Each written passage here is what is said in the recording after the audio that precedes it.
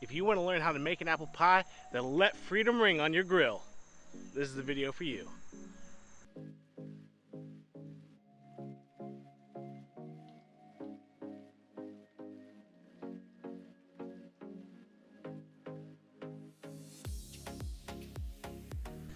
Hey guys, this is Steve from Cookout Coach, where we're all about trying to help you take your barbecue to the next level, no matter what you need.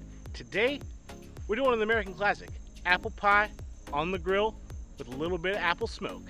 So to begin with, I have to give credit where credit is due.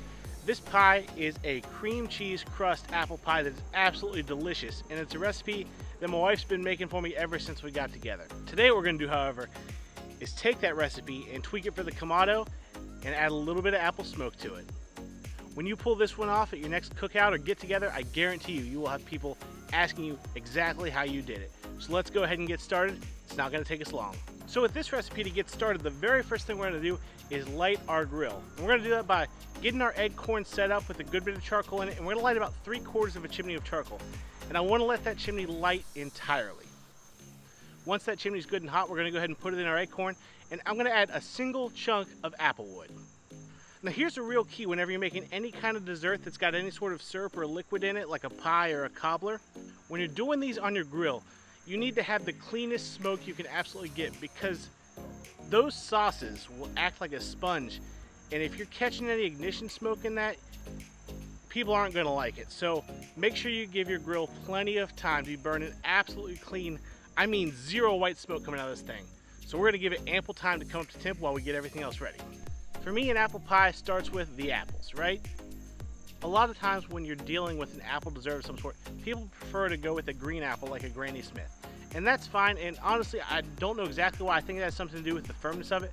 But for me, my favorite apple is a Honeycrisp. And I've never made a dessert from it. So today, we're going to figure out what that's like. So to begin with, I'm going to go ahead and peel and core 6 cups worth of apples. How many apples that is going to vary depending on the size of the apples that you're buying, but I cored it and peeled it, and then I quartered the apples up and added those to a measuring cup until I got 6 cups of apples. Put those to the side. Next, I mixed up my dry ingredients for my apples.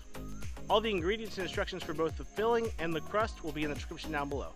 But to speed this along, I went ahead and added my dry ingredients to my apples, and you just give them a good mix until there's no longer dry ingredients, but they're all incorporated to those apples. You'll see it start working on it. The apples will lose some of their firmness and they'll start to give up some of that moisture. That's when you know you've got it right.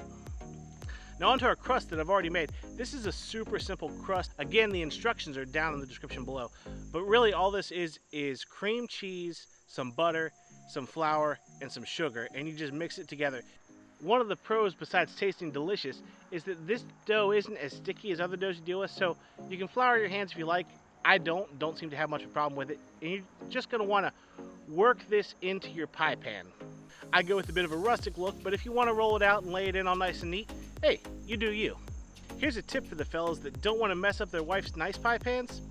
What I like to do is take a sheet of aluminum foil and just make a nest around that pie pan. Just squeeze it up against it and make a place for it to sit. This will do 2 things. One, it eliminates the possibility of smoking the dish depending on what kind of material it's made out of. And 2, I don't know about you, but no matter how much I clean them, my grill grates are always a little dirty, and this is going to keep that sweet barbecue sauce off the bottom of that pan. Just less for me to clean up later. We're going to go ahead and take our apples that have been worked on by that pie filling dry mixture and put it in here. You kind of want to mound it up as even as you can. Then we're going to take 2 tablespoons of butter and 2 tablespoons of caramel and put them on top of these apples. What that's going to do is, as it cooks, melt down over those apples. The last step before we go on the grill is to roll out the remainder of our pie crust to make a topper for our pie. Add some cuts in it to let the steam release. All we do now is put it on our grill at 375 and wait. As simple as that. 45 minutes later, this is what we've got. This thing looks and smells amazing. And there you got it. This is an apple pie with cream cheese crust with apple smoke on it. I don't know how you get much better than that. If you see this and go, man, that looks great, but how do I hold my acorn to those temps? Why don't you check out this video up here, and I'll see you in a few.